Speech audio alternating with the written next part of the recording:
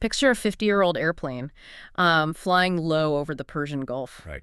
It is carrying this nose-mounted cannon that is like the size of a Volkswagen Beetle. Mm. And that cannon fires 4,000 rounds of depleted uranium every single minute. Which is just a staggering amount of firepower. It really is. I mean, it sounds like a Cold War relic, right? The kind of thing you would see sitting in a dusty aviation museum somewhere. Yeah, absolutely.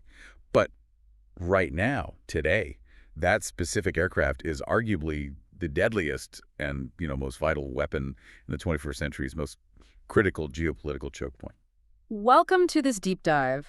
I am your host, and if you have been checking the news lately, you are probably feeling a profound sense of whiplash. No, for sure. I am the resident expert here, and I can tell you the alerts on your phone are just a blur right now. Yeah, it is just constant military maneuvers, spiking gas prices, fractured European alliances, and intense political infighting back here in Washington. It feels chaotic because, well, it is chaotic. It is.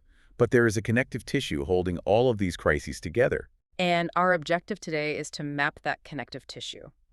We have this really comprehensive broadcast transcript as our primary source material, detailing what is known as Operation Epic Fury. Right. And our mission today is to unpack the architecture of that operation. Because this is not just a military maneuver in a vacuum. Not at all. We are going to examine how the deployment of specific naval vessels in the Strait of Hormuz dictates global energy markets. And we will look at the mechanics of how this external pressure is accelerating the internal collapse of the Iranian regime. Plus, we will break down how the economic fallout is fundamentally rewriting traditional alliances while simultaneously supercharging a deeply polarized American political environment. There is a lot to get through. Okay, let's unpack this. Because to understand the macroeconomic shockwaves, you first have to understand the physical, logistical reality of what is happening on the water. You really do. And the sheer scale of the hardware involved in Operation Epic Fury is difficult to wrap your head around. We are in the third week of a massive offensive. Yeah, and the U.S. has deployed a naval armada carrying an additional 4,500 sailors and Marines. But moving 4,500 people across the globe isn't just about putting them on a boat. The specific ships they are sailing on dictate the entire strategy. Right. The naval assets deployed are highly specialized. We are looking at two very distinct platforms operating in tandem. The USS Tripoli and the USS Boxer, right? Exactly. And looking at their design differences explains exactly how the U.S. is projecting power. I have been looking at the schematics for the Tripoli, and frankly, it seems like a massive tactical handicap. How so? Well, it is an America-class amphibious assault ship, which usually implies landing craft hitting a beach. But the Tripoli is built without a well deck. Right. It has no flooding garage in the back to launch hovercraft into the sea. If the whole point of an amphibious assault ship is to put Marines on the shore, why would the Navy cripple its own ship by removing the primary way to get them there? I mean, it looks like a handicap until you analyze the trade-off in payload. A well deck takes up a staggering amount of internal volume inside a hull. Oh, wow. I hadn't thought of that. Yeah. By completely eliminating that flooding garage, the naval architects essentially hollowed out the bottom of the ship to massively expand its aviation fuel capacity and its weapons magazines. So it is not about the beach at all. Exactly. The Tripoli isn't meant to send Higgins boats into the surf. It operates as a lightning carrier. It is heavily optimized for the F-35B stealth fighter and the V-22 Osprey tiltrotor aircraft. So it is about shifting the axis of attack from the water to the sky. Precisely the sky, but specifically vertical sky. The F-35B utilizes a lift fan behind the cockpit and a thrust vectoring engine nozzle that swivels 90 degrees downward. Which allows it to take off from a short deck, right? Yes, exactly, without a catapult. Yeah. And the Osprey takes off like a helicopter but flies like an airplane. Which is wild technology. It is. And this allows the Tripoli to insert heavily armed Marines hundreds of miles inland, completely bypassing the beach defenses. While the F-35Ds provide fifth-generation radar evasion and top cover. Right. But then you have the USS Boxer sailing right next to it. And the Boxer is a Wasp-class ship, which does have the well deck. Yeah, it operates completely differently. It can launch those hovercraft, the LCKs, directly out of the stern. So you are pairing a ship that can only attack from the air with a ship that excels at attacking from the sea. And that pairing creates what military strategists call a multi-pronged threat matrix. A multi-pronged threat matrix. Okay, break that down for me. Well, if you are an Iranian defense planner, you cannot simply fortify your beaches with mines and artillery because the Tripolis will just fly over them. Right. But you also cannot focus entirely on anti-aircraft batteries looking inland because the Boxer is simultaneously rushing the shoreline with hovercraft riding on a cushion of air at 40 knots. Wow, so they are coming from everywhere. Exactly. When you force an adversary to defend against fundamentally different vectors of attack at the exact same time, you stretch their defensive resources until they snap. Which brings us to the ultimate prize on the map. The focal point of this entire naval presence is Karg Island. Yes, Karg Islands. It is this tiny piece of land in the northern Persian Gulf, but its infrastructure is literally the cardiovascular system of the Iranian regime.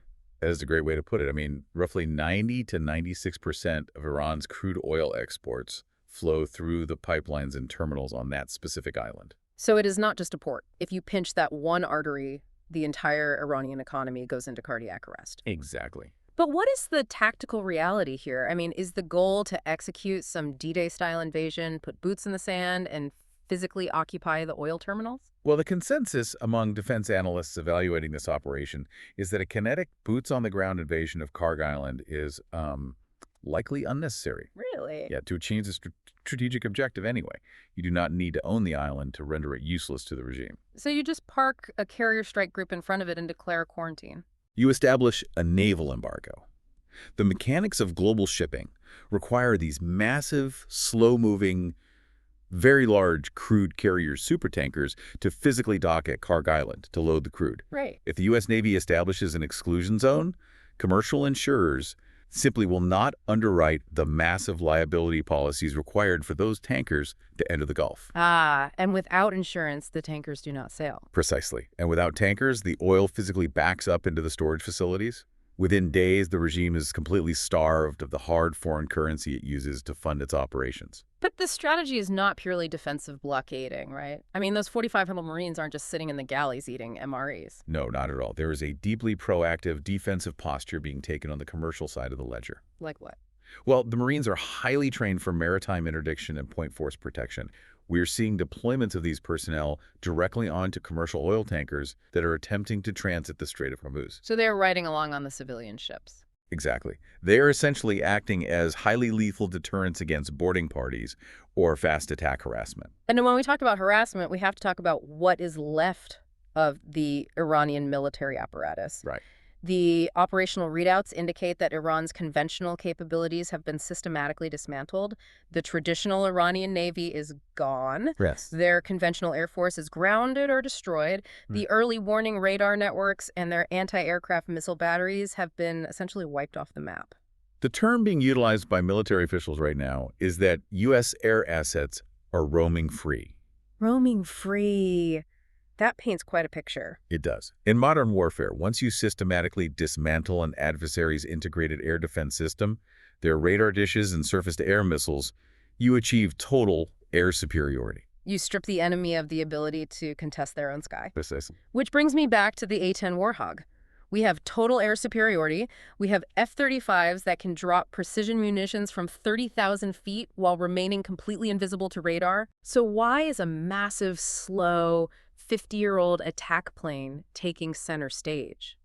It seems completely counterintuitive to send a Cold War tank killer into a modern naval conflict. It seems counterintuitive until you look at the physics of the specific threat. The Iranian regime's conventional navy is destroyed, but their primary maritime weapon is the Islamic Revolutionary Guard Corps asymmetric fleet. The IRGC. Yes. We are talking about hundreds of small, fiberglass, highly maneuverable, fast attack boats.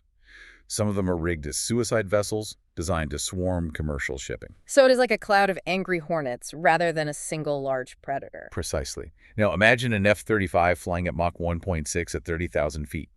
It is designed to penetrate contested airspace and drop a highly explosive JDAM bomb on a static building or a large warship. Right, big targets. Exactly. Trying to hit a 20-foot fiberglass speedboat skipping across the waves at 50 knots with a massive explosive bomb is incredibly inefficient. And probably incredibly expensive, too. Oh, absolutely. Yeah. And often ineffective due to the speed and thermal signature of the target. But the A-10 is built around a 30-millimeter rotary cannon. The GAU-8 Avenger.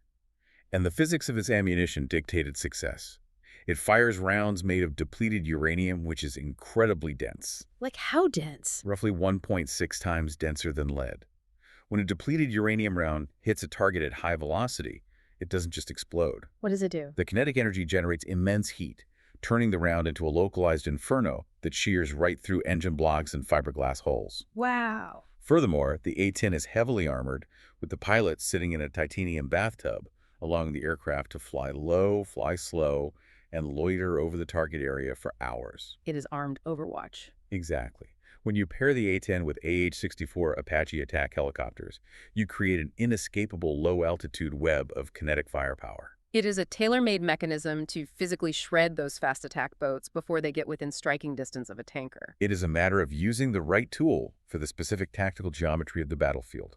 But the Iranian regime isn't just absorbing these strikes quietly, right? I mean, the data shows over 8,000 U.S. airstrikes have been conducted. Yes, over 8,000.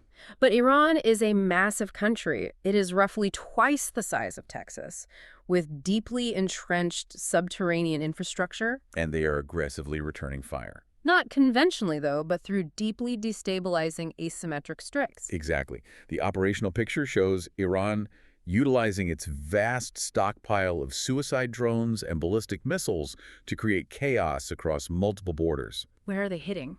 They are launching strikes into Kuwait, specifically targeting their oil refineries and sending munitions deep into Saudi Arabia. And the most haunting visual emerging from this conflict is the debris raining down on Israel. Yeah, that is deeply concerning. We are seeing reports of Iranian missiles armed with cluster munitions striking inside Jerusalem's old city. I want to pause on that because the implications are staggering. And really are. You have missile fragments falling near the Western Wall, the Church of the Holy Sepulchre, the Al-Aqsa Mosque. It is a miracle that these sacred sites haven't been obliterated. The deployment of cluster munitions over a densely populated, historically invaluable urban center like Jerusalem is a deliberate psychological tactic. Because of how they detonate, right? Yes. Yeah.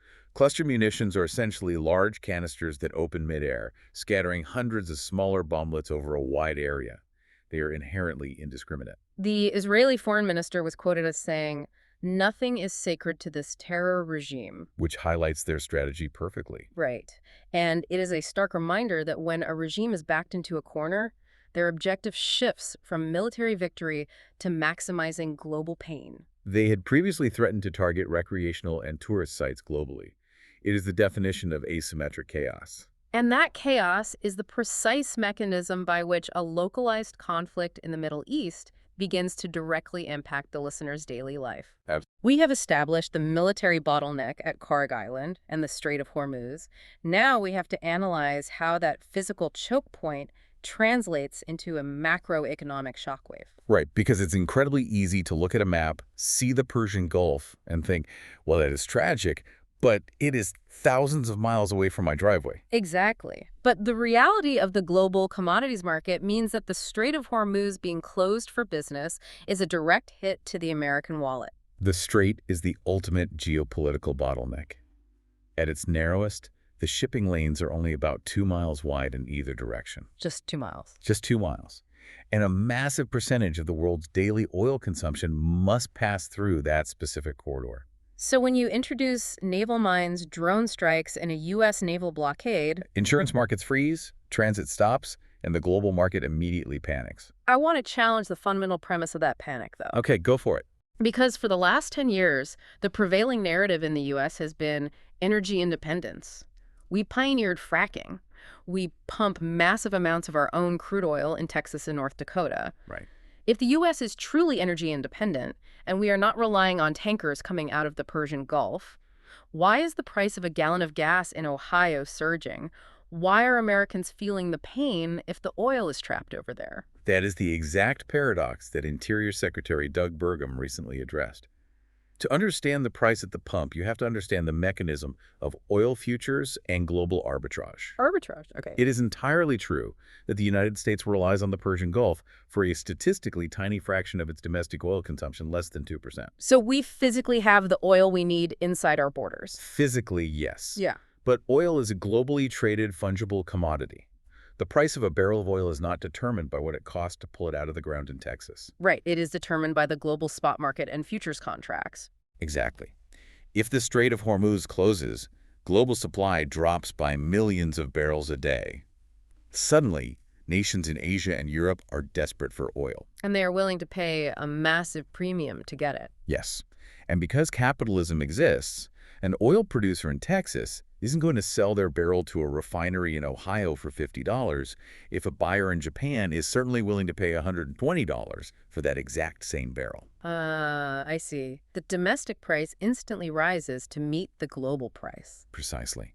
Secretary Burgum frames this not as a fundamental lack of energy beneath the ground, but as a market recalibration driven by a logistical nightmare on the surface. That makes a lot of sense. He points out a critical contrast. While the U.S. is experiencing roughly a 30% spike at the gas pump, European markets are seeing prices skyrocket 60% or more. So the U.S. is insulated by its domestic production, but it is not immune to the gravity of global pricing. That is exactly right. So the administration's strategy to counter this gravity is what they're calling energy dominance. It is a shift from simply being independent to actively flooding the global market with non-Middle Eastern oil to offset the missing supply from the Strait. And the maneuvers they are making to achieve this volume are historically massive.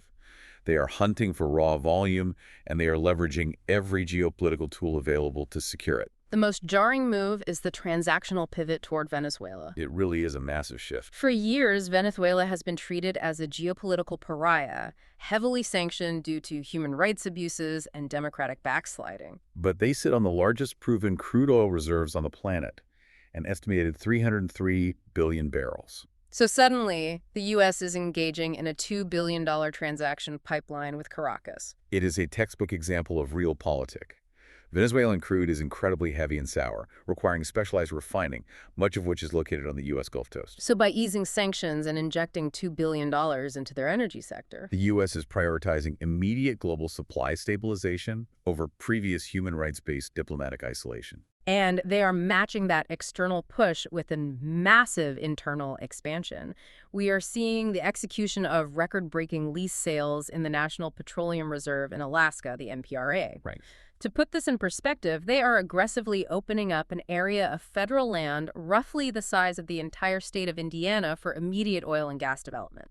The mechanism of opening the NPRA involves fast-tracking the permitting process for drilling pads, pipelines, and processing facilities in highly remote, frozen tundra. And this massive expansion sits at the center of a sharp domestic political contrast regarding energy policy. It is the defining argument of the administration's platform right now. And keeping our commitment to neutrality here, we just want to look at what both sides are saying in the source text. Absolutely. The current administration frames this energy dominance strategy as a necessary, pragmatic return to common sense. Their argument is that the previous administration engaged in what they label energy subtraction policies designed to intentionally restrict the supply of fossil fuels to force a transition to an electric vehicle infrastructure. Right.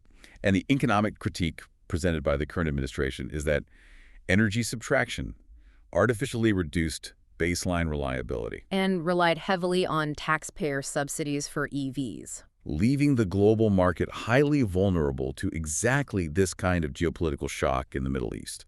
So by returning to an energy addition model, drilling in Alaska, importing from Venezuela, they argue they're building an economic fortress that can withstand overseas volatility. It is a fascinating pivot. Because if energy is the ultimate currency of this conflict, it is actively rewriting the map of who America calls its friends. That is the most profound secondary effect of all this. If you want to secure a global energy choke point, conventional wisdom says you call a global coalition of your oldest allies. But the diplomatic reality unfolding right now from the sources is exposing deep structural fractures in relationships that we previously assumed were unshakable. The rhetoric being utilized regarding the transatlantic alliance is simply unprecedented in modern history. We are observing the potential fracturing of the foundational post-World War II order. The president has publicly and aggressively labeled NATO and the United Kingdom as cowards and paper tigers. Which is just wow. He took to social media to declare that without the USA, NATO is essentially useless, adding a very ominous warning.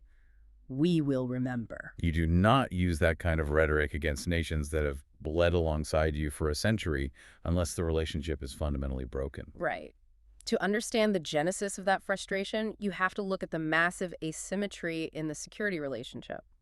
The United States provides the overwhelming majority of the military umbrella that protects Europe, heavily subsidizing the defense infrastructure that deters Russian aggression. Yet, when a kinetic crisis erupts in the Strait of Hormuz, a crisis that threatens to freeze Europe's energy supply far more severely than America's it turned, the European nations have shown profound hesitation. They are hesitant to deploy their own naval assets to protect their own economic interests. The situation with the United Kingdom specifically highlights a massive capability gap. The president pointed out that the UK was America's first ally globally. But the modern Royal Navy is a shadow of its former self. Right now, they can barely muster 13 surface warships. That is shockingly low. They lack the sheer volume of surface combatants capable of firing land attack cruise missiles, which is the bread and butter of the U.S. Navy's Arleigh Burke-class destroyers. One naval analyst characterized the situation by stating that Admiral Lord Nelson is rolling over in his grave. Yeah, the UK has Type 45 destroyers, which are excellent at air defense, but they simply do not have the deep magazines or the land attack capability required to independently suppress the Iranian coastline. The UK did eventually issue a response, though. They did. They released a statement saying they are formulating a plan to safeguard commercial shipping, and they granted permission for US B-1 and B-52 bombers to operate out of RAF Fairford for strike missions into the Middle East. But from the perspective of the U.S. administration, this was the definition of a dollar late and a day short. Coming only after the president publicly shamed them. Exactly. And the diplomatic tension is compounding historical grievances as well. Like what? Well, the administration has expressed lingering anger over the UK's decision to relinquish sovereignty over the Chagos archipelago, specifically the island of Diego Garcia. Why is Diego Garcia so important? It has served as a critical, highly secure staging base for U.S. bombers and submarines in the Indian Ocean for decades. Oh, wow. And there is a brilliant piece of historical irony being pointed out by analysts right now in our text. What's that? Not that long ago, when the U.S. president floated the political idea of purchasing Greenland, European nations like Denmark, France, and the UK practically tripped over themselves, rushing to declare their absolute commitment to protecting Greenland's sovereignty. Right, I remember that. Yet today, when there is actual explosive ordnance shutting down the very energy supply that keeps their lights on, they are hesitant to put a single frigate in the water. It forces a massive strategic recalibration. If your traditional treaty-bound allies in Europe are paralyzed by capability gaps or political hesitation. And you are trying to unblock an artery that feeds the global economy, you cannot wait. You pivot. You turn to the nations whose very survival dictates their participation. You pivot to Asia, and you deeply integrate with the Gulf states themselves. And here's where it gets really interesting. This is where the geopolitical map truly flips upside down. Because Japan and South Korea are stepping into the void left by Europe. The president explicitly stated that right now he views Japan as a more reliable and effective ally than NATO. Think about the gravity of that statement. Japan operates under a pacifist constitution that severely restricts the offensive deployment of its military. Yet they are providing tremendous logistical and economic support. The mechanism driving Japan's involvement is pure, unadulterated economic survival, right? Absolutely. Japan is an island nation with practically zero domestic fossil fuel resources. They rely on the Strait of Hormuz for an estimated 90 to 95% of their energy imports. Wow. 90 to 95%. If the strait stays closed, their manufacturing base halts, their grid fails, and their economy collapses. So it is an entirely transactional relationship, but it is moving incredibly fast.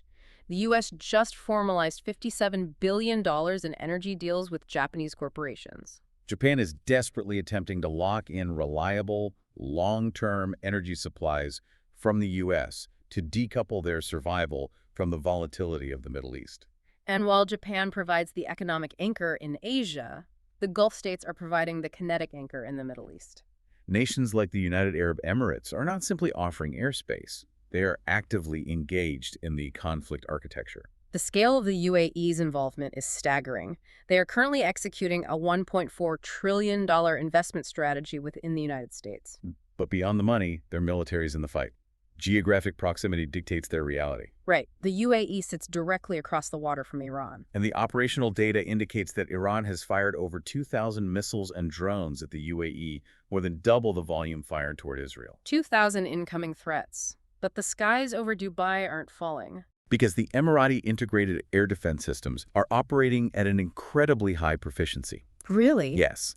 They are actively intercepting and destroying over 90% of those incoming munitions. That is an incredible success rate. They are maintaining the security of their own sovereign airspace, which in turn provides a stable operational umbrella for U.S. forces staging in the region. And they are operating aggressively on the ground as well. During the recent Eid al-Fitr celebrations, which is normally a time of massive public gatherings marking the end of Ramadan, UAE internal security forces disrupted a major terror cell operating within their borders. A cell fully funded and directed by Iran and Hezbollah, they are actively dismantling proxy networks before they can execute destabilizing attacks on Gulf soil. So you have this incredibly surreal dynamic where the UAE and Japan are operating as the tip of the spear alongside American forces, driven purely by the immediate necessity of keeping the oil flowing. While the historical European partners of the 20th century sit in committee meetings, It is a total realignment based on the ruthless mathematics of energy dependency. but we must understand that this external pressure, the naval blockades, the airstrikes, the new coalitions, is designed to do more than just protect oil tankers. Right.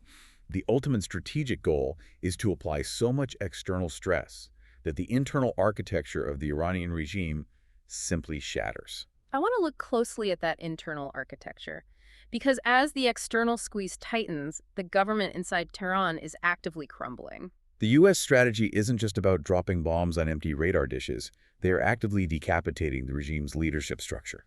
The targeting matrix is highly specific and psychologically devastating.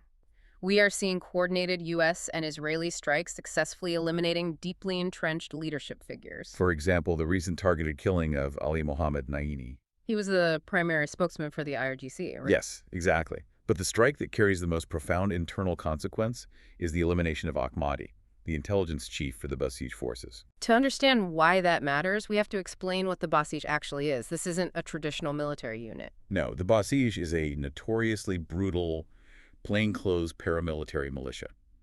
They are essentially a neighborhood watch from hell. Utilized by the clerics to brutally enforce social compliance, beat women for hijab infractions, and violently crush any domestic protests. So the Basij operates on fear and hyperlocal intelligence. By specifically targeting and eliminating the intelligence chief of that apparatus, the U.S. strategy is to blind and paralyze the regime's domestic police state. You remove the head of the snake. You create an immediate vacuum of authority. The chain of command breaks down. And the calculated theory driving this strategy is that when the Basij loses its command structure and is terrified of looking up at the sky, that vacuum provides the Iranian civilian population with the operational space they need to pour into the streets and rebel. And we are seeing the psychological corrosion at the absolute highest levels of the regime. The new supreme leader, Moqtabakam, has effectively vanished from public view. He is in hiding, fearing a decapitation strike, and is reduced to communicating with his own nation solely through posts on the X platform. Analyzing his public messaging provides a window into the regime's mindset. He recently posted messages ostensibly recognizing Nowruz, the Persian New Year, but the tone was deeply paranoid. Focused entirely on historical grievances. He explicitly referenced a past 12-day war in June, a January uprising, and framed the current devastation as a direct result of the killing of his father, the Grand Ayatollah. He posted that the U.S. is operating under the illusion that if they martyred the head of the system, it would create fear and despair. But the reality on the ground in Tehran shows that the fear and despair are absolutely real, and they are spreading like a virus through the ranks. The intelligence readouts point to rampant paranoia and mass defections across all levels of the government. When the sky is dominated by American aircraft and the economy is effectively quarantined, self-preservation kicks in. There are credible, albeit unconfirmed, reports of mid-level Basij militia members actively abandoning their posts, Hiding under highway overpasses and attempting to surrender to anyone who will take them. But we cannot allow the narrative of a crumbling regime to obscure the human nightmare occurring on the ground. There's a terrifying paradox at play here. The Iranian regime has been completely humiliated and decimated on the global military stage. They have no navy, no air force, and their leaders are hiding in bunkers. Yet they retain the capacity for unrestrained medieval brutality against their own unarmed citizens. It is a recognized pattern in authoritarian collapse. When a regime loses the ability to project power outward, it turns its remaining violence inward. The desperation to maintain the illusion of control manifests as pure domestic terror. And we have to remember the human faces behind these geopolitical maneuvers. Amidst the traditional Nowruz holidays, the regime executed a horrifying public crackdown. They publicly hanged 3 dissidents in a city square. The individuals were accused of collaborating with the U.S. and Israel. Convicted under the incredibly vague and historically abused charge of waging war against God. Independent human rights observers have extensively documented that the confessions in these cases were extracted under severe physical torture. And the judicial proceedings were entirely performative shams, lacking any basic legal defense. And the cruelty is deeply targeted. One of the men executed was Saleh Mohammadi. He was 19 years old. 19. He wasn't a spy, he wasn't a militant, he was a champion wrestler on the Iranian state team. He had participated in protests and became a very visible, beloved symbol of the youth uprisings. The regime intentionally took a teenage athlete, a national hero, and hanged him in public. They do this to maximize the psychological trauma inflicted on the population.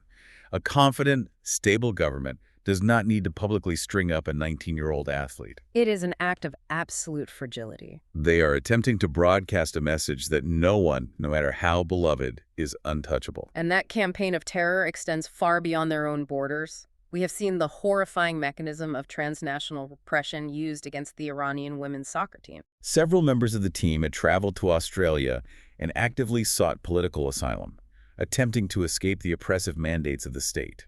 But the regime leverages the most vulnerable point of pressure, the family. Right. The regime's intelligence apparatus didn't need to send agents to Australia.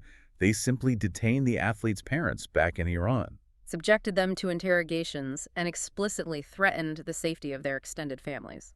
It is the weaponization of familial love. They effectively take the parents hostage, forcing the athletes to abandon their asylum claims and return to Iran, knowing full well they will likely face severe punishment or imprisonment upon arrival. It's a level of calculated evil that is hard to stomach, and it underscores the agonizing reality for the Iranian people. As the U.S. military maneuvers continue, the civilians are the ones enduring the daily terror, waiting desperately for the moment when the regime's structural integrity finally gives way so they can reclaim their country. It is a profound, real-time tragedy. But as we analyze the far-reaching consequences of this war abroad, we must simultaneously examine how the shockwaves are impacting the domestic front back in the United States. A foreign conflict of this magnitude is never contained to the battlefield. It fundamentally alters the political reality in Washington. Absolutely. And this is a vital component of understanding the complete picture. When we analyze the domestic political climate, we are looking objectively at the arguments being deployed by both sides of the aisle. Exploring the mechanics of how this war is being debated, justified, and criticized. And the current environment is arguably one of the most polarized electorates in modern American history. Let's begin by examining the mechanics of the opposition. The case against the war is being heavily articulated by critics and left-leaning policy voices. Their foundational argument is that the administration has fundamentally misjudged the American public's appetite for foreign intervention. With some analysts labeling this the least popular military intervention in modern history. The opposition is built on three deeply pragmatic critiques. First is the reality of mission creep and the shifting timeline. The initial framing of Operation Epic Fury suggested a highly targeted, swift kinetic action, something that might be resolved in a matter of days. But military logistics dictate a different reality. Exactly. We are now entering the fourth week of operations. Military officials are openly discussing timelines that stretch to 4 or 6 weeks. When you factor in that a carrier strike group steaming out of San Diego physically takes nearly a month just to arrive in the Persian Gulf. Right. Critics argue that the math simply doesn't align with a swift operation. It looks dangerously like a slide into an open-ended, multi-year quagmire. The second pillar of the critique is the massive financial burden. The Pentagon already operates with a baseline budget of roughly $1.1 trillion. Despite that immense funding, the administration has requested an emergency supplemental appropriation of an additional $200 billion, specifically to sustain this operation. And critics in Congress are demanding absolute transparency on that number. They are arguing that a $1.1 trillion budget should easily absorb the cost of a localized naval maneuver. Requesting another $200 billion while domestic programs face constraints is highly volatile politically.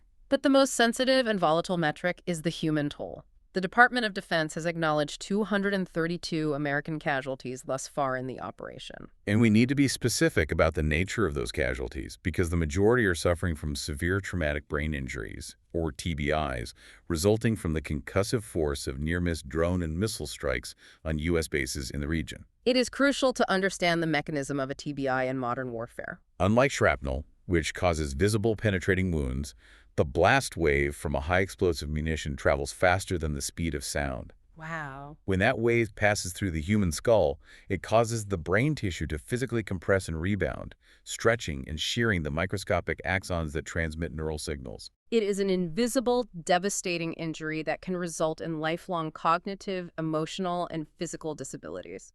And critics point to those 232 injuries and argue that the American public is fundamentally exhausted by the loss of life and severe injury associated with Middle Eastern deployments. There is an intense fear that deploying 4,500 Marines directly onto commercial ships edges dangerously close to violating the administration's promise of no boots on the ground. Furthermore, the opposition warns of the cascading economic fallout for the American working class. We discussed the localized spike in gas prices, but the macroeconomic argument is that a sustained closure of the Strait of Hormuz will trigger rolling manufacturing shutdowns across Asia. If factories in Taiwan and South Korea cannot get power, they cannot produce microchips or consumer goods. That supply chain collapse will inevitably hit American shores as a massive wave of hyperinflation, crippling the purchasing power of the middle class. Now, let's flip the lens and examine how the administration and the supporters of the war are aggressively countering those critiques. They are leading heavily into internal polling metrics, with the president frequently citing a CNN poll that he claims demonstrates 100% support among MAGA Republicans for his aggressive posture toward Iran. The central unifying argument for the proponents of the war is the doctrine of the imminent threat. They completely reject the framing that this is an unnecessary war of choice. The argument is that the timeline for preventative action had simply run out. The threat matrix they point to is terrifyingly specific. Supporters highlight that Iran is not just building crude rockets. They have been aggressively developing an intercontinental ballistic missile, or ICBM, program. An ICBM is designed to exit the Earth's atmosphere and re-enter, capable of striking targets in Paris, London, or New York. And an ICBM is utterly useless if you cannot hit your target, which is why supporters heavily emphasize Iran's parallel development of a military satellite network. These satellites provide the precise telemetry and guidance data required to steer a ballistic missile across continents. But the absolute core of the administration's justification is the nuclear timeline. Proponents of the strike point directly back to metrics established a decade ago during the Obama administration. They cite a 2015 intelligence baseline, which indicated that Iran's breakout time, the window required to enrich enough uranium hexafluoride gas to weapon-grade purity for a single nuclear device, was estimated to be merely 2 to 3 months. So the logic deployed by the administration's defenders is a pure risk assessment. If the intelligence community assessed them to be 2 months away from a weapon a decade ago, and we know they are actively funding terror proxy networks today. When exactly does the threat transition from theoretical to imminent? The argument is, do you wait until intelligence confirms that a fully enriched nuclear warhead is actively being mated to an ICBM guided by an Iranian satellite? Supporters argue that waiting for that visual confirmation guarantees mutually assured destruction. Therefore, utilizing overwhelming conventional force now to permanently dismantle the regime's infrastructure is the only morally and strategically responsible choice available to a commander-in-chief. It is a profound clash of strategic philosophies. And what is fascinating, from a political science perspective, is how aggressively the supporters are utilizing this foreign conflict to launch counterattacks on their opponents' domestic records. It's an aggressive pivot. When critics question the military planning in the Persian Gulf, supporters immediately pivot to domestic culture wars and previous administrative records. They argue that critics have zero standing to critique complex naval logistics, when, in their view, those same critics failed to secure the southern border, oversaw runaway domestic inflation, and burdened the public school system with what they label transgender dogma. They are seamlessly weaving foreign military policy into the fabric of domestic culture wars, creating a singular, unified political narrative. Which perfectly transitions into the incredibly bizarre legislative atmospherics happening right now in Washington.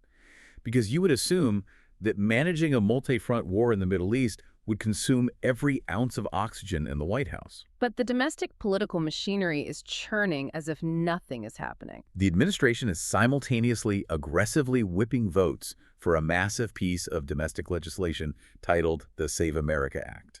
While coordinating B-1 bomber strikes, the administration is heavily focused on pushing a bill that mandates strict voter ID requirements, requires physical proof of citizenship to register to vote, and implements a federal ban on biological men competing in women's sports. The president has stated that if you poll those issues individually, they resonate with 95 to 99% of the American public. He is actively framing any opposition to this bill as a deliberate desire by political opponents to facilitate election fraud. And this legislative push is being heavily buttressed by the administration's constant highlighting of a booming domestic economy. Right. The administration is pointing to the stock market acting like a rocket ship. The S&P is hitting 7,000, approaching 8,000. The Dow Jones Industrial Average is hitting an unprecedented 50,000. It is a deeply intentional psychological strategy. The administration is using the stock market as empirical validation of their leadership. The message they are broadcasting is, yes, we are fighting a massive war in the Middle East, but your 401k has never been healthier. The domestic economy is roaring, and we are entirely in control. And that strategy of projecting unshakable control leads to some of the most surreal, almost cinematic moments we are seeing from the commander-in-chief. If you watch historical footage of FDR after Pearl Harbor or Churchill during the Blitz, there is a somber, weighty gravity to their demeanor. They project the physical burden of the office. Exactly. But the current atmospherics in the White House are deeply, intentionally unconventional. We are seeing a president operating in the middle of a kinetic war, yet engaging in interactions that feel completely disconnected from the gravity of the moment. The contrast is jarring.